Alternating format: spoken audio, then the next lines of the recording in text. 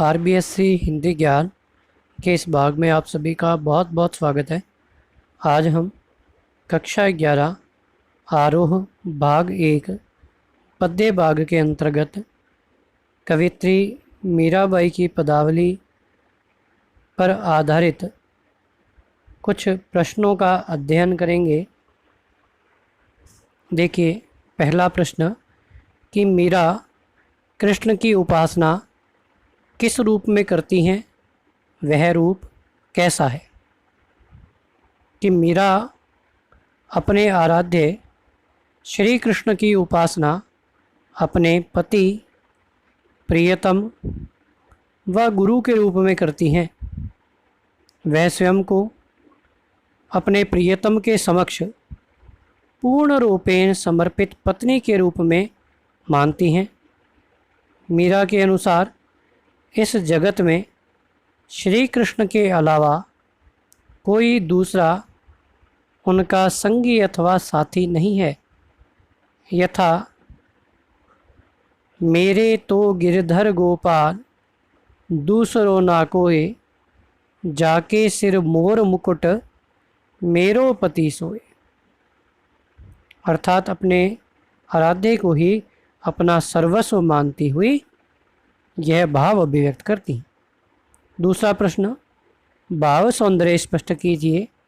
हंसुवन जल सींची सींची प्रेम वेली बोई, अब तो बेली फैल गई आनंद फल होई। दूसरा है, दूध की मथनियाँ बड़े प्रेम से विलोई, दधी मथी घृत का डिलियो डारी दई छोई। हंसुवन जल सींची सींची प्रेम बेली बोई, इसका भावार्थ देखिए कि प्रस्तुत पंक्ति का भावार्थ यह है कि मीरा ने श्री कृष्ण के विरह में बहने वाले आंसुओं की धारा से अपनी प्रेम रूपी वेल को सिंचित किया है। अब वह प्रेम रूपी बेल, प्रेम रूपी बंधन अधिक प्रगाढ़ हो गए हैं और उन बंधनों के प्रगाढ़ हो जाने के कारण उससे आनंद प्राप्त होने लगा है।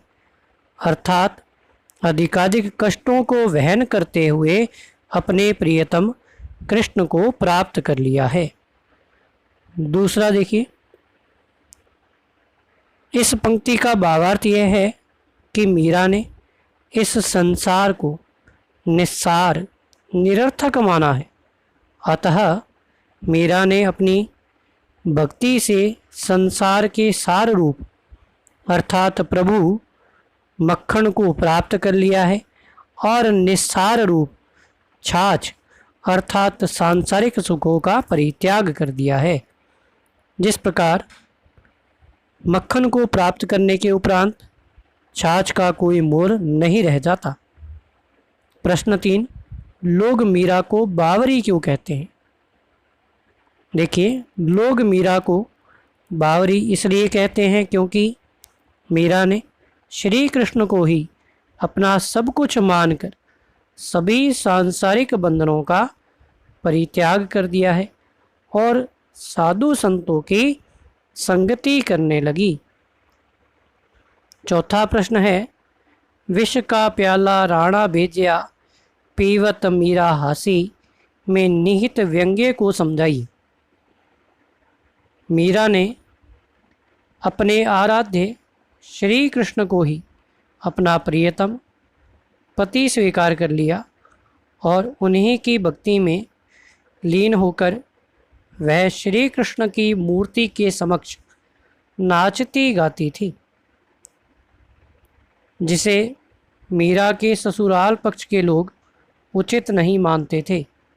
अतः राणा जी ने विष का प्याला मीरा के पास भेजा ताकि वह समाप्त हो जाए और कुल की मर्यादा शेष रहे।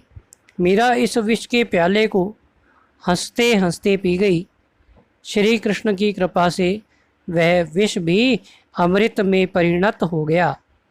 इस प्रकार इस कथन के माध्यम से मीरा ने अपने परिवारजनों के अनुचित व्यवहार पर व्यंग्य किया है। 5वां प्रश्न, मीरा जगत को देखकर क्यों रोती है?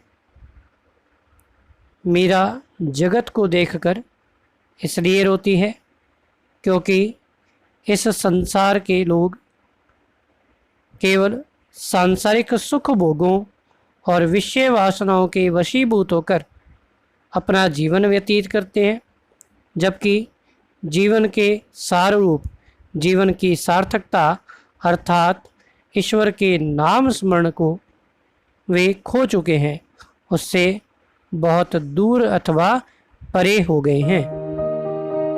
आशा करता हूँ कि आपको ये प्रश्न भली भांति समझ में आए होंगे। चैनल को लाइक और सब्सक्राइब करना ना भूलें। धन्यवाद।